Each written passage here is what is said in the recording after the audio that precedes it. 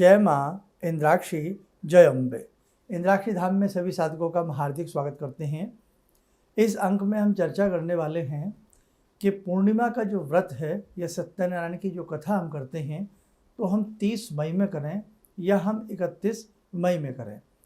उसी के साथ साथ पुरुषोत्तम मास में गायत्री साधना अमृत फल प्रदान करती है। यदि अभी भी पुरुषोत्तम मास के जो समय और दिन बचे हैं उसमें आप गायत्री साधना को साधें तो आपके जीवन में एक विशेष प्रकार का मोड़ आएगा। आपका जीवन वास्तव में कल्याणकारी होगा। तो आइए सबसे पहले तो हम ये गुत्थी सुलझाते हैं कि पूर्णिमा का हम व्रत 31 मई को करें या हम 30 मई को करें। अब देखो, पूर्णिमा का जो संयोग है वो संध्या के समय का विशेष रूप से माना गया है, क्योंकि संध्या के समय में ही पूर्णिमा का व्रत सभी जो रखते हैं वो खोलते हैं। पूर्णिमा में ही सत्यनारायण की संध्या के समय कथा आदि की जाती है, कदली प्रसाद आदि बांटा जाता है और उस रात्रि की पूर्णिमा का ही विशेष प्रकार से प्रभाव बनता है जिस रात्रि में या जिस दिन में हम पूर्णिमा का व्रत रखते हैं।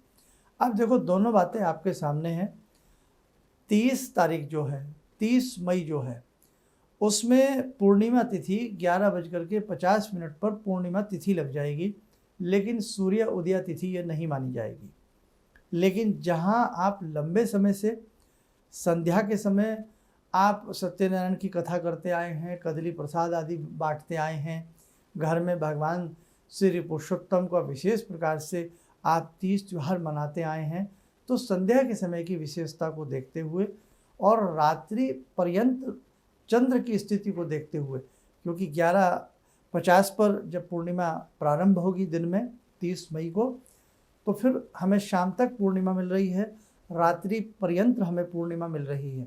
तो उस स्थिति से सार्थक स्थिति जो बनती है, सत्यनारायण की कथा आप 30 मई की संध्या में करें।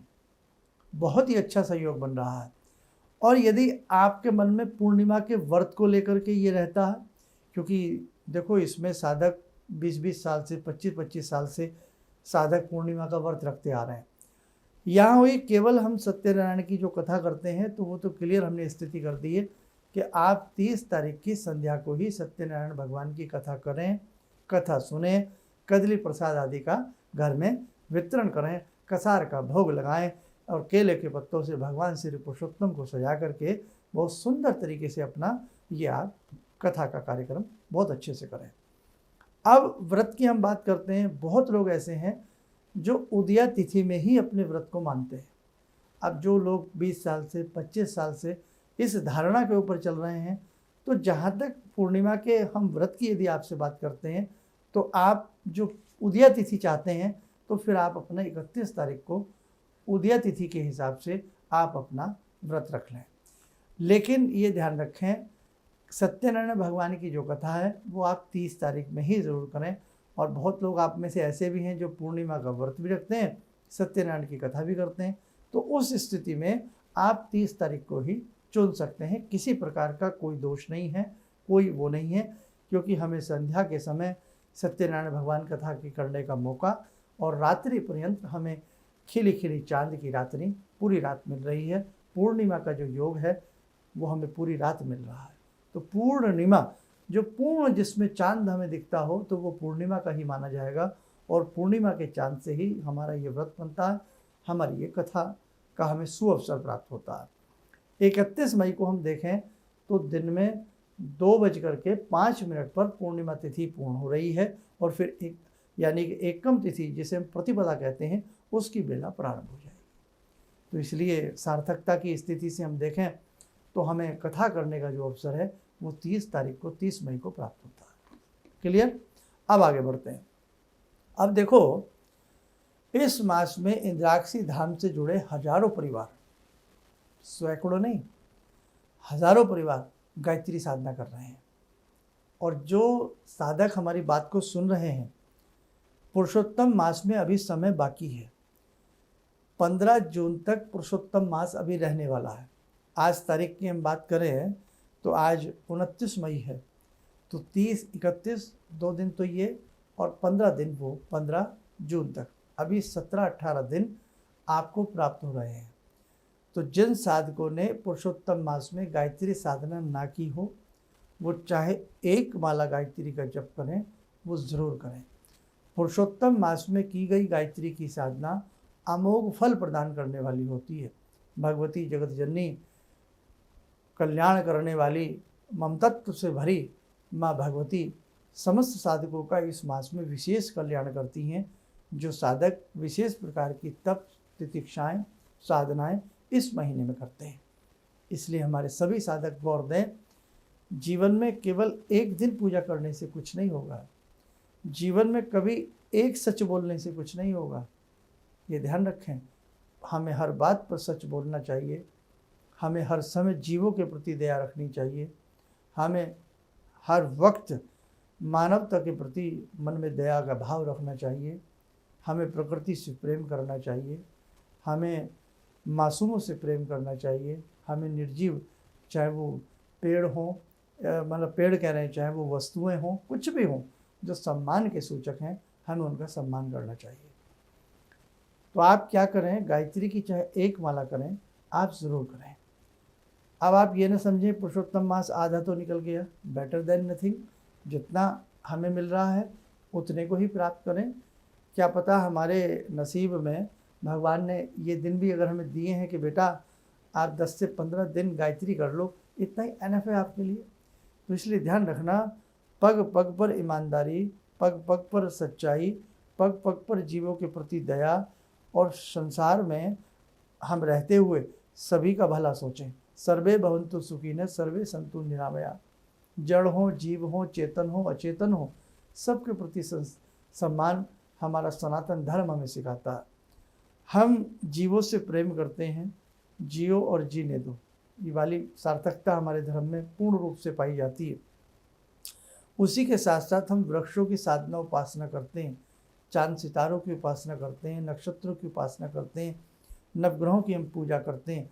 ऐसा कोई मंगलमय कार्यक्रम नहीं होता जिसमें नवग्रहों की पूजा ना की जाती हो, है ना। पीपल को जल देना, सूर्य भगवान सूर्य नारायण को जल देना, ये सब हमारे आध्यात्मिक क्षेत्र में शामिल है। इसलिए हम बड़े विपुल हैं। आप अपने हृदय में अपनी साधना के प्रति लालायित होकर के अच्छी साधना किया करें, आपको जीवन में सुख की प्राप्ति होगी। तो कहने का मतलब, जितना भी समय भी आपके पास बचा है उसमें अपनी गायत्री साधना आप ज़रूर करें। मन में ये ना रखें कि मैंने कोई गुरु नहीं बनाए हैं, मैंने कुछ ऐसा नहीं किया है। जितना आपसे हो सके आप गायत्री साधना, ये 15-17 दिन बचे हैं, इसमें ज़रूर करिएगा। पूर्व दिशा की तरफ मुख करके बैठें। सूर्य भगवान का दोनों नेत्रों की भ्रुकुटी जिसे कहते हैं, आज्ञा चक्र जहाँ होता है, ध्यान करते हुए कमर सीधी रखते हुए गायत्री मंत्र 10 से 15 मिनट आप ज़रूर करें। लोटा जल का पास रखें, बाद में वो जल सूर्य नारायण को अर्पण करते हैं। अब हम उन साधकों की बात करते हैं जो इंद्राक्षी धाम से जुड़ करके हज़ारों की संख्या में परिवार मिलकर के गायत्री साधना की 14 माला कर रहे हैं। हमने 14 माला की आपको बात बताई थी। 45 डेज़ के लिए ये साधना चल रही है। आप में से अनेकों साधकों ने देखो कितनी हिम्मत दिखाई है, आधे से ज़्यादा आपने पड़ाव अपना पूरा कर लिया है। तो ऐसे ही हिम्मत रखना। आपको नाना भांति की अनुभूतियाँ हो सकती हैं, और अनुभूतियों के साथ साथ ऐसा भी हो सकता है कि साधना से मन उठने लगे, ऐसा भी हो सकता है कि मन घबराने लगे, ऐसा भी हो सकता है कि आलस्य आकर के आपके ऊपर धर जाए, जम जाए, और आलस्य आपकी माला की गति को शिथिल कर दे और आपका मन ही ना करे। तो ये जन्म जन्मांतरों के कुसंस्कार आलस्य के रूप में भी हमें आकर के घेरे लेते हैं। आलस्य जीवन का एक बहुत बड़ा शत्रु माना गया है। तो इस शत्रु से बच के रहना बेटा। आलस्य आए तो मन को समझाना, भले एक टाइम में 14 माला ना हो, 2 टाइम में करने का प्रयास करना, 3 टाइम में प्रयास करना। आपसे अगर किसी भी कीमत पर 14 माला नहीं हो रही हैं तो जितनी भी आपसे बन पा रही हैं आप करने का प्रयास करना। ऐसे मौके बार बार नहीं आते। और यदि आपको कुछ अटपटा सा चित्र दिखता हो, अटपटी सी कोई महक या अटपटी सी कोई सुगंध आती हो या कोई स्मेल बुरी आती हो, तो किसी भी प्रकार से घबराने की आवश्यकता नहीं है। अपने मन को एकाग्र करके बस ये समझ लेना कि आप माँ की गोदी में बैठे हैं, और जब बच्चा माँ की गोदी में होता है तो भला किस चीज़ से वो डर सकता है। आंधी से, तूफान से, संसार के समस्त प्रकार के तूफानों से माँ रक्षा कर लेती है। तो माँ अपने बच्चे को आँच नहीं आने देती। ये तो आप मानते हैं। तो भगवती गायत्री हैं, हम सबकी माँ हैं। तो माँ भला हमारे ऊपर कोई आँच आने देंगी, हमारे ऊपर कोई पीड़ा आने देंगी, हमारे ऊपर कोई कष्ट आने देंगी? नहीं ना। तो इसीलिए अपनी माँ के ऊपर एकाग्र विश्वास रख के आप अपनी साधना को करना। एक बात किसी ने कही कि जब माँ प्रेम से अपने बच्चों को हवा में उछाल देती है तो बच्चा रोता नहीं है, खिलखिलाकर हंसता है। वो भूल जाता है अगर माँ ना पकड़ पाई तो मैं गिर जाऊंगा, लेकिन ऐसा हो ही नहीं सकता कि उस माँ अपने बच्चे को ना पकड़ पाए। तो जैसे एक बच्चा हवा में उछलने पर भी उसके मन में दृढ़ विश्वास होता है कि मैं हंसूं, मैं आनंद लूं, मेरी माँ मुझे संभाल लेगी। तो बेटे ऐसे ही जब आपकी साधना चले, अपनी साधना में कैसी भी कोई अनहोनी हो, घटना घटे या कोई ऐसी चीज़ें आपके मन में जड़ विकार बना लें, तो आपको डरना नहीं है। बस यही समझना मेरी माँ मुझे संभाल लेगी, अब मुझे मेरा जो कर्तव्य है मुझे अपनी साधना करनी है। पानी में न जाने कितने प्रकार के विशालकाय जीव जंतु रहते हैं, लेकिन पानी का जहाज अपनी गति की तरफ बढ़ता रहता है और मंजिल पाता है ना। तो उसी प्रकार से आपको अपनी साधना की इस पगडंडी का एक बहुत अच्छा आध्यात्मिक सफ़र तय करना है। आपको बहुत अच्छे से अपनी साधना में बढ़ना। ध्यान रखना, आपको अनेकों प्रकार के लोग मिलेंगे, आपकी बुद्धि को भ्रमित करेंगे, आपकी साधना के ऊपर सवाल उठाएंगे। कई बार जब हम साधनाएं करते हैं तो बड़ी मुसीबतें उस समय ज़्यादा आती हैं, तो ऐसा लगता है कि हमने कहीं साधना में गलती तो नहीं हो रही, कहीं हमसे ये तो नहीं हो रहा। नहीं बेटा, साधना एक परीक्षा है। जब साधना की जाती है तो परीक्षाओं का दौर भी आता। जब जैसे जैसे एग्ज़ाम नज़दीक आते हैं ना, वैसे वैसे स्टूडेंट की घबराहट बढ़ जाती है, पीड़ा बढ़ती है ना। जैसे जैसे एक महिला का प्रसव काल निकट आता तो वैसे वैसे पीड़ाओं का दौर बढ़ता है। लेकिन जब प्रसव हो जाता है, संतान हो जाती है, तो माँ केवल संतान के चेहरे को देख करके अपनी समस्त पीड़ा भूल जाती है ना। तो आप ध्यान रखना, ये प्रसव काल का समय है, ये आपकी परीक्षा का समय है। आपको घबराना नहीं है, बहुत अच्छे से अपनी साधना को करना है और बहुत अच्छा बन करके अपनी साधना को करना है। 110% हम आपको ये बात बताते हैं, आपकी विजय होगी। और आप 40 दिन 45 दिन करें तो सही, आधा पड़ाव आपने पार कर लिया है, आधी बात रह गई है। इसलिए मन को पीछे मत हटाना, अच्छे से ये साधना करना, आपको विजय मिलेगी। और जिस दिन आपके ये दिन पूरे होंगे, आपको महसूस होगा आपने बहुत श्रेष्ठ कर्म किया है, आपने बहुत उत्तम कार्य किया है, आपका शरीर हल्का आपको महसूस होगा। भगवती जगत जननी माँ गायत्री जगदम्बा आपके समस्त कष्टों को त्वरित हर लेगी। आइए, समय हो चला है आज की ध्यान साधना का। जुड़ते हैं जगत जननी माँ गायत्री स्वरूपा जगदम्बा से। ॐ सिन्दूरारुण विग्रहां त्रिनयनां माणिक्यमूले स्फुरात् स्तारानायकशेखरं स्मितमुखी भापेन वक्षोरुवां पाणिभ्यामलपूर्णरत्नचषकां रत्नोत्परां बिभ्रति सौम्यां रत्नघटस्थरक्तचरणां ध्यायेत् परां अम्बिकां खड्गं चक्रगदेषु चापपरिगान् शूलम्बुशुण्डिं शिरा शङ्खं संदधतीं करे स्त्रीनयनां सर्वाङ्गभूषावृताम् नीलास्मद्युतिमस्य पाददशकां सेवे महाकालिकां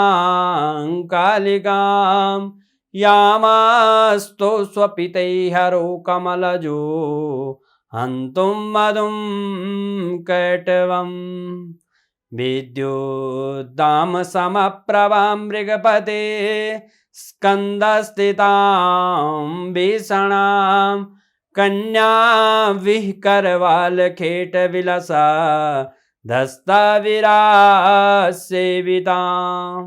हस्तैश्चक्रगदाशिखेटविशिखां चापं गुणं तर्जनीं बिभ्राणामलिलात्मिकां शशिधरां दुर्गां त्रिनेत्रां भजे। कवच बना लें, ध्यान करें। भगवती गायत्री, भगवती सावित्री का शुभ आशीष हम सबके ऊपर बरस रहा है।